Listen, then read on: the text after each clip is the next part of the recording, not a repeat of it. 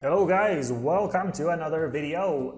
In this video, we're going to discuss the question, can Albania be the new Portugal for expats? If you watch the channel, you know that we talk a lot about Portugal, and the recent changes in the country are unfortunately for the worse. You probably heard that Portugal recently announced that they will cancel the NHR program.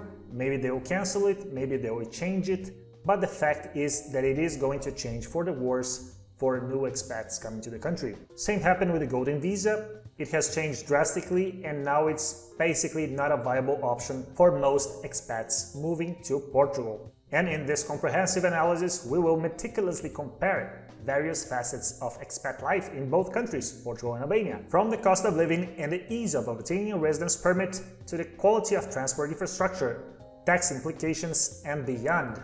Join us on this journey as we unravel the unique charms and challenges of these two stunning destinations, aiming to shed light on whether Albania truly stands as a viable alternative for those seeking new horizons in their expat adventure.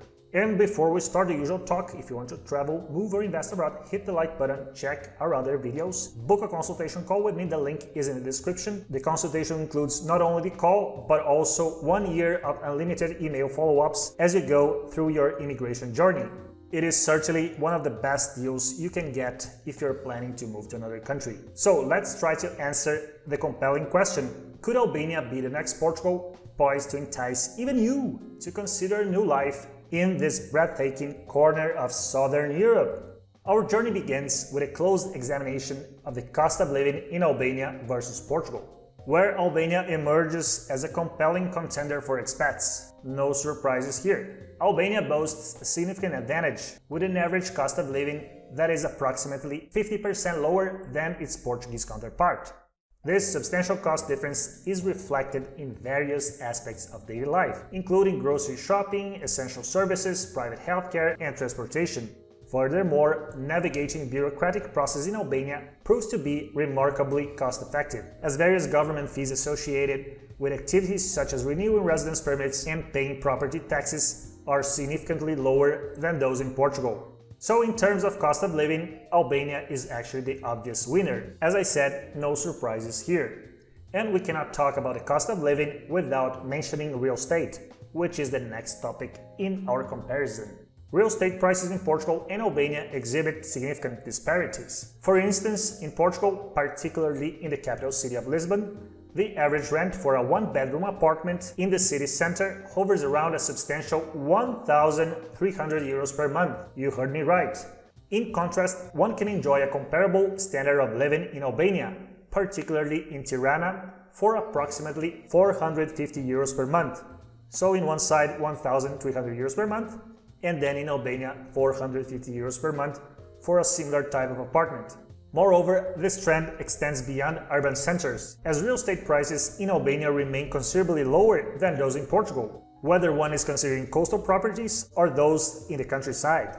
Albania's affordability in the real estate market is a notable feature that sets it apart from more expensive European counterparts like Portugal and even Spain, Italy, Greece, most countries in Europe. To sum up, for the same amount of money you will spend renting an apartment in Lisbon, you can cover all your expenses including food, healthcare, and rent in the Albanian capital. In terms of real estate, just as in cost of living in general, it is an easy win for Albania. Now let's talk about one of the main topics that attracts viewers to this channel, getting a residence permit. And in terms of getting a residence permit, both countries are actually doing pretty well. Portugal certainly lost some of its advantages here, as it attracted huge waves of wealthy immigrants with its now semi-defunct Golden Visa program. Considering the situation as of today, both Albania and Portugal offer great residence permit options for citizens of countries outside the European Union. In the case of Portugal, it is currently the country in Western Europe with the best residence permit solutions for non-EU citizens. The case of Albania is a little different, as the country itself is not in the European Union. However, getting a residence permit in Albania is quite easy for most citizens. But all in all, Albania wins in terms of residence permits, as it is easier to get a residence permit in Albania than it is in Portugal.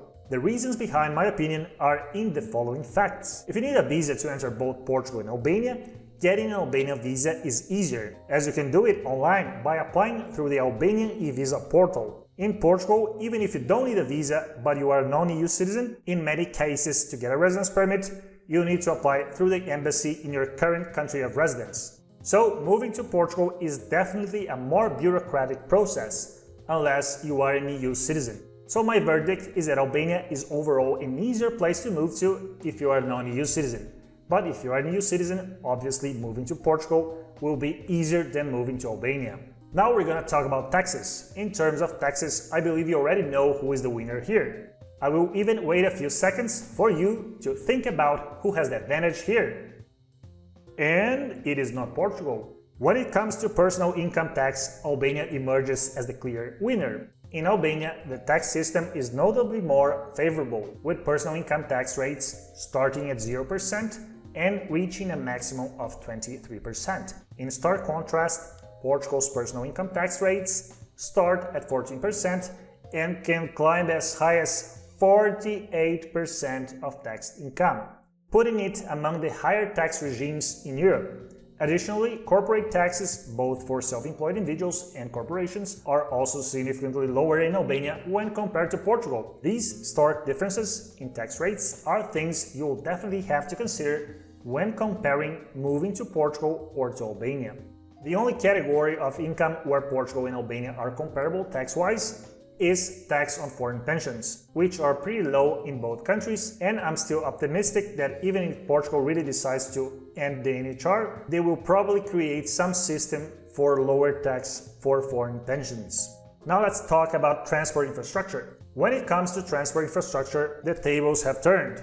While Albania boasts a fairly decent international airport in Tirana, making it relatively easy to access the country from anywhere in Europe, Portugal holds a distinct advantage. Portugal not only has excellent connectivity within Europe, but also offers direct intercontinental flights to numerous destinations in North and South America, as well as Africa.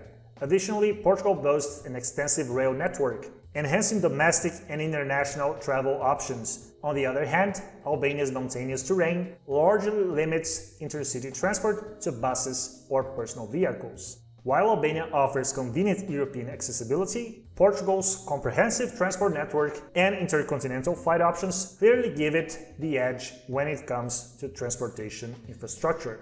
So the first clear win in this category for Portugal.